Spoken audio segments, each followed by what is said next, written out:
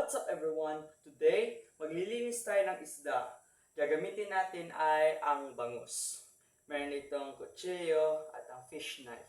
Especially para sa mga beginners na hindi pa masyado kaya na maglinis ng isda.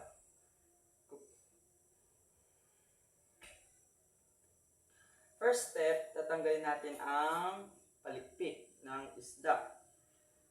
Unahin natin itong buntot.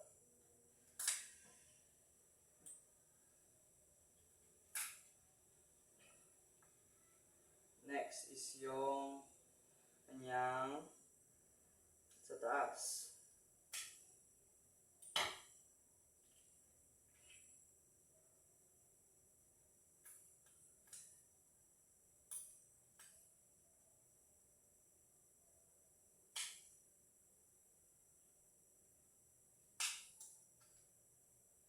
Yan.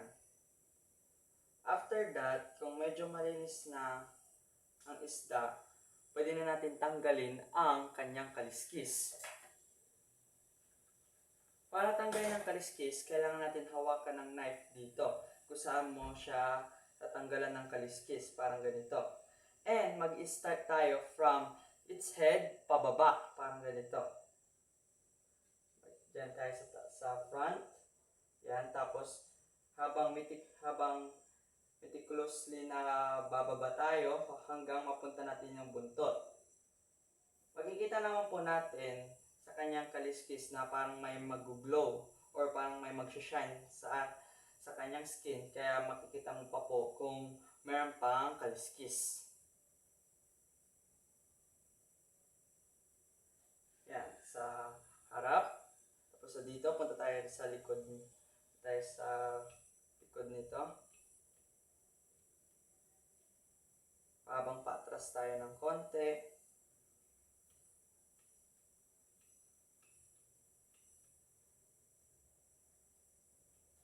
At make sure tanggalin din natin yung nasa taas.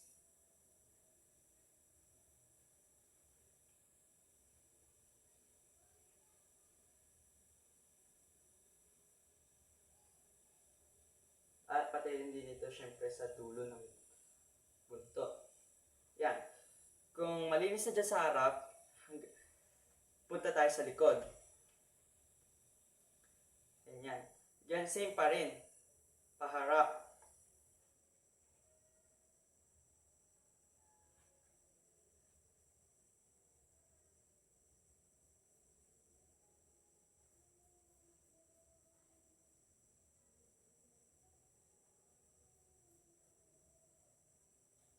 Tapos, bababa tayo.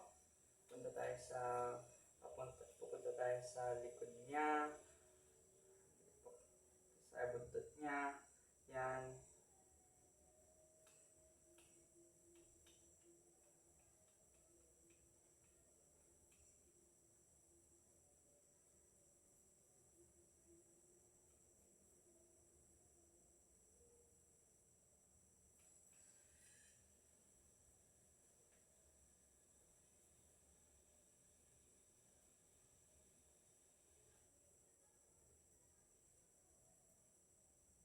And also, pagkatapos natin malinisan, make sure pa natin kung mayroon pa mga kaliskis. Tulad dito, mayroon pang kaliskis nito sa baba. Dapat po, lagi natin i-double check kung mayroon pa pong kaliskis po upang ma-make sure na talagang lahat ng kaliskis ay matanggal sa isda.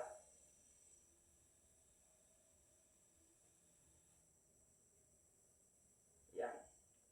After po nyan, hugasan natin itong isda. Yan. And, pati po rin itong kutsilyo.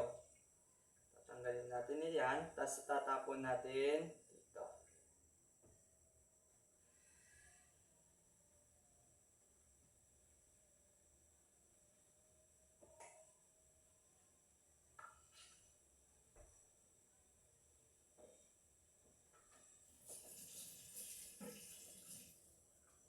After natin mahugasan itong isda at ating kutsilyo, ngayon tatanggalan na natin siya ng asang at ang kanyang pait. ang isda is paharap sa atin. Itong ulo niya is nakaharap sa atin. And ganito, itataas natin siya vertically. And ang ating kutsilyo, itatapat natin sa kanya. Bawasan mo ng konti at itaas mo ng ganito. Hindi po ganito. Hindi po nakataas yung kamay, kundi nakahiga talaga lahat dun sa isda. Next is hiwain na natin.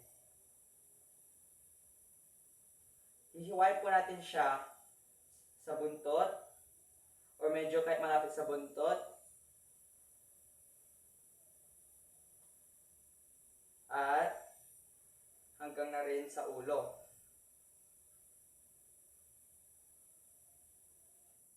Hanggang rin sa ulo. Hanggang dito. Hanggang dito po. Yan. Pagkatapos, ibubuka natin siya. Ngayon, habang nakita natin, medyo marami. Mayroon isang trick upang maalis na lahat nito, pati rin yung asang niya, hindi na po tayo matatagal. First, itong nandito sa gilid niya, ito pong dalawa, ito po, alisin po natin, palabas po natin. Pati rin itong isa, palabas din natin. Parang ganyan. Parang nakalabas yung, parang nasa gills niya. Next, yung asang niya, ito po, ito pong asang niya, nandito po. Kukunin natin po ito ng buo. Lahat po niyang buo. Hilahin po natin papunta doon sa buntot niya. 1, 2, 3. Yan. Look, natanggal na yung iba. Pero at least marami na ang natanggal kaysa sa alisin mo pa yan ng isa-isa. Next, tanggalin pa natin itong mga black na natira dyan. Itong mga black na duming natira dyan. Yan.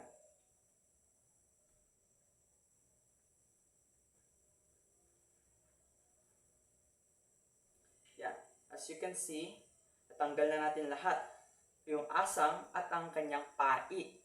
Ang gagawin na lang natin is, upang mas makita siyang maganda, is hugasan ulit natin.